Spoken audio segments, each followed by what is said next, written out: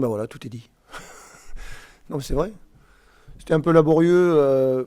Je pense qu'on n'était pas au mieux. On a eu du mal à prendre de la vitesse face à un bloc défensif de Istres qui était bien organisé, qui nous attendait dans leur camp, notamment en première mi-temps. Donc on était confronté à ce problème. On savait que c'était une équipe qui voulait nous contrer. Donc je pense qu'on a joué, voilà, on n'a pas joué de façon spontanée. Et ça s'est senti vite. Après, il y a la blessure de Walid aussi qui a joué diminué. Donc très très vite, on a vu qu'il n'avait pas son rayonnement habituel. Donc ça plus ça, c'est vrai que ça m'a obligé à changer assez vite et à confier à Jean-Pascal un rôle peut-être pour lequel il est moins habitué. Donc ceci explique cela. Donc on a eu du mal à mettre notre jeu en place comme par rapport à d'habitude. Ben oui, il a une blessure au mollet. Dans 3 jours, c'est cuit, oui. Et à la limite, vous préférez avoir moins de maîtrise et les 3 points à l'arrivée? Oui, ben pour un match, je vais me contenter de ça. Non, objectivement, je ne vais pas renier mes principes. Je veux qu'on soit performant dans le jeu, parce qu'à long terme, c'est ça qui permet d'avoir des résultats. Aujourd'hui, je ne vais pas cracher dans la soupe. Il faut savoir aussi gagner ces matchs-là quand on est moins bien. Mais on peut pas. C'est sans doute notre plus mauvais match. Voilà. C'est pas notre plus mauvais match.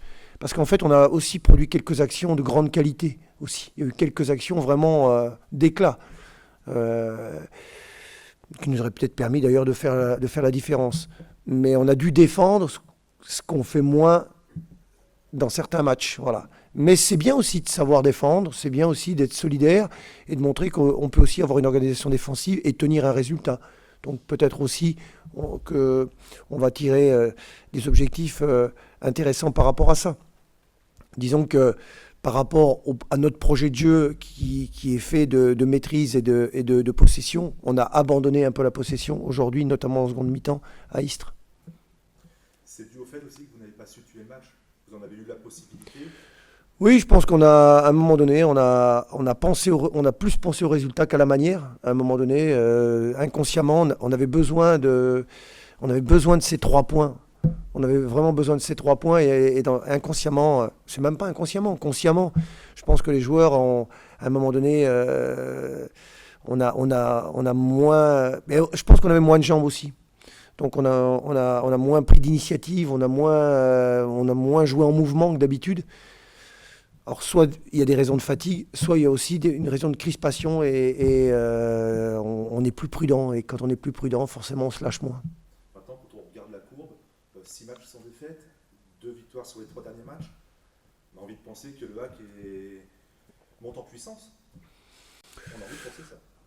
Bah, disons, oui, on a envie de le penser. Oui, tout à fait. Bon, ce qui était surtout important, vraiment aujourd'hui, il était vraiment important de bonifier le point qu'on avait pris à Châteauroux, même si on attendait mieux du match de Châteauroux.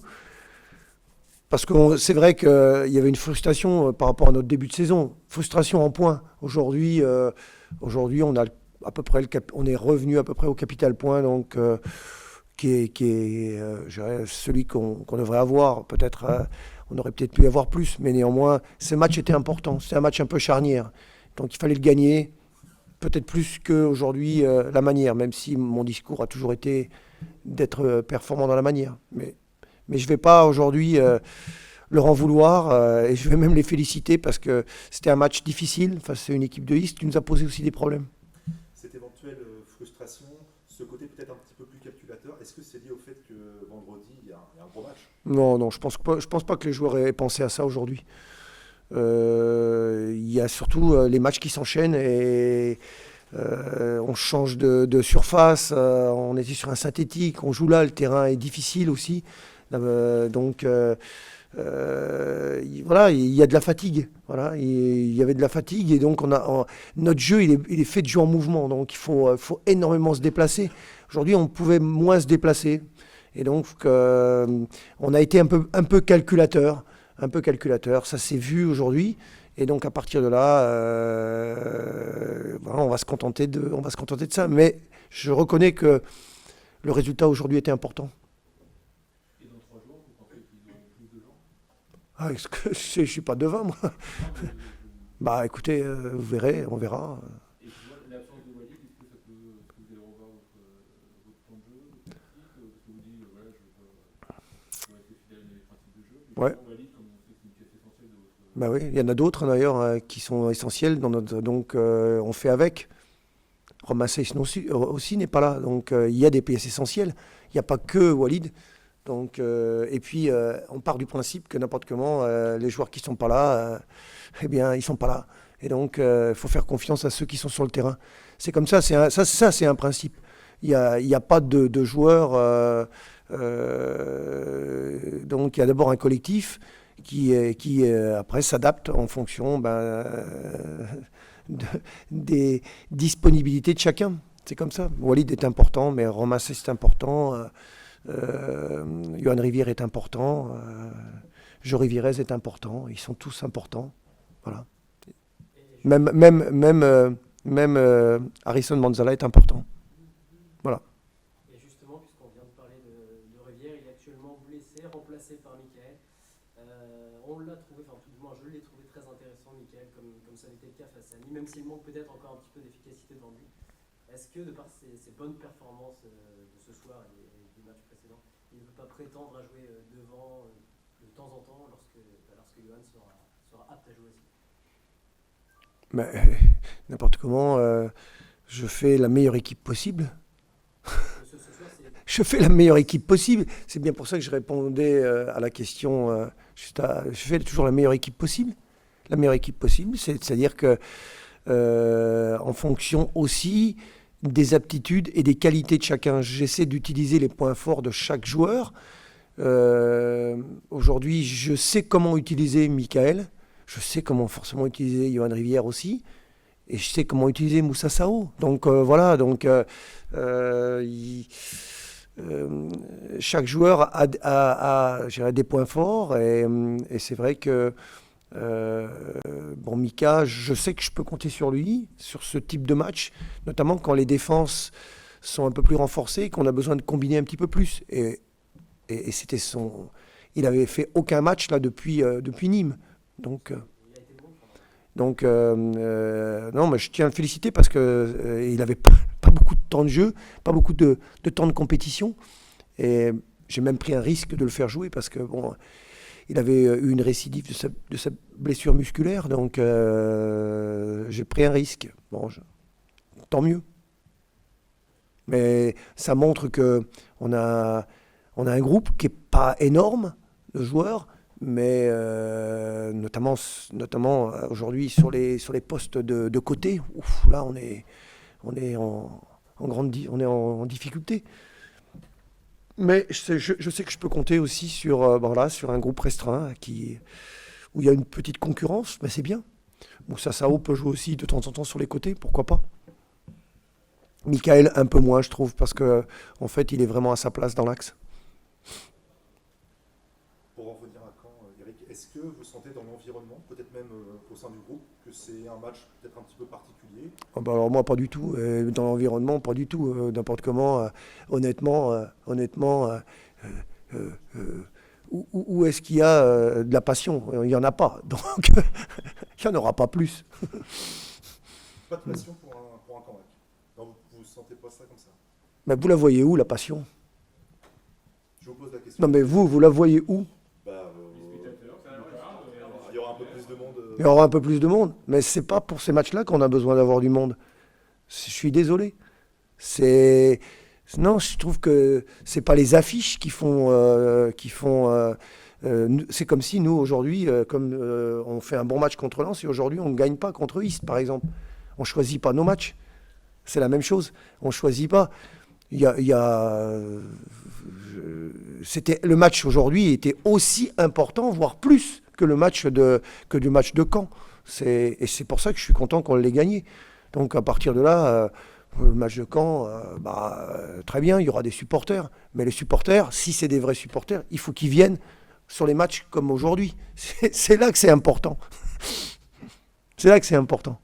Il y a un capital confiance quand même qui s'est. Non, mais on ne parle pas de ça. On ne parlait pas de ça. Non, moi je parlais plus de passion, pas d'importance de match. On connaît. Mais moi, j'ai dit aux joueurs vraiment qu'aujourd'hui, des vrais compétiteurs, ils ne jouent pas par rapport à l'enjeu.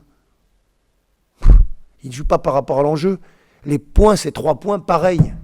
D'accord ? C'est 3 points pareils. Et c'est surtout ça qui est important. Ne pas avoir un surcroît de motivation parce qu'on joue quand, et puis après, mésestimer tel ou tel adversaire. Ça serait... Alors, vous voyez, dans la tête des joueurs, tout ce genre de propos, je suis vraiment contre tout ça. Parce qu'en fait, on crée des faux... c'est des faux derbies en plus. Il n'y a personne. On a reçu ici, quand il n'y avait même pas 10 000. C'est des faux derbies. Oh, ouais, c'est des faux derbies. Le vrai derby, c'était contre Lens. Ah ben on va attendre un petit moment alors. Oh, ça c'est bon, ça. Ça, on le passe demain. Ben non, mais on va attendre un petit moment avant qu'ils soient...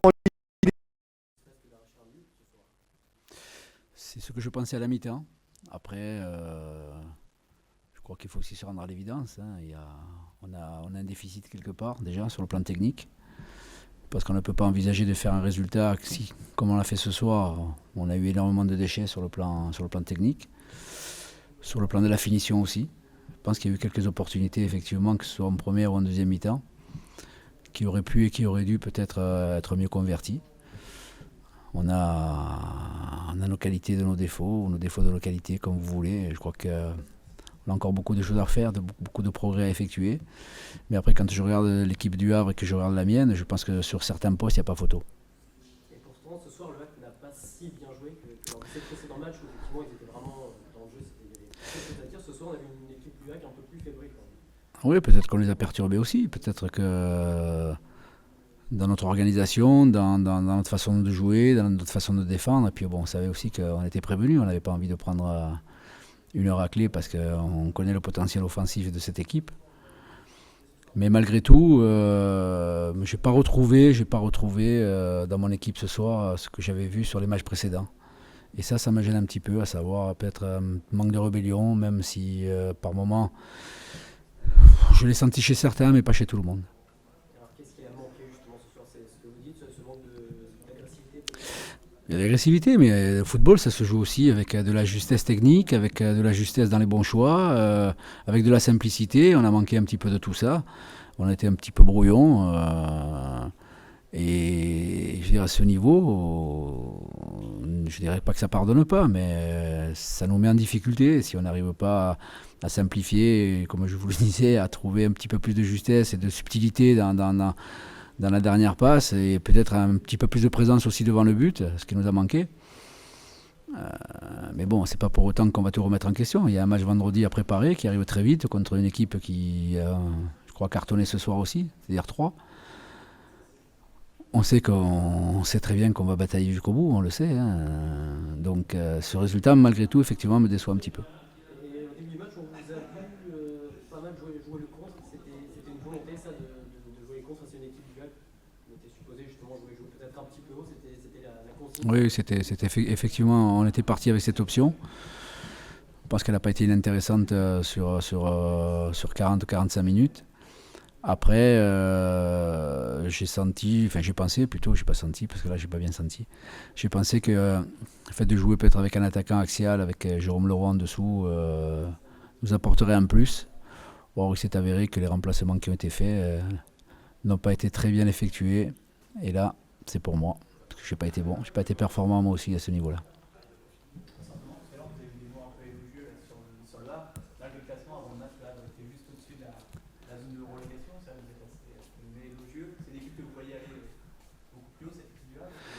Ah, écoutez, je pense qu'elle a tous les ingrédients pour y aller. Hein. Il y a de la qualité individuelle. Yo Rivière n'était pas là, et Rivierez n'est pas là. Il leur manque aussi pas mal de joueurs. Ils perdent Mesloub au bout d'un quart d'heure de jeu. Et quand je vois Le Bihan, Bonnet, Soa, Mahrez, je pense que quand même il y a un potentiel offensif que pas beaucoup d'équipes ne possèdent. Après, est-ce qu'ils vont aller au bout? Je sais pas. Ce championnat est tellement fou que quand on voit les résultats de ce soir, Angers qui mène 3-0, qui concède 3 buts, Caen qui mène, qui est repris. Je veux dire, tout est possible, mais je pense que sincèrement, et c'est pas faire injure à mon équipe, mais je pense qu'on boxera pas dans la même catégorie. Ok. Merci José. Merci, bonne soirée. Allez, bon retour. Hein. Merci.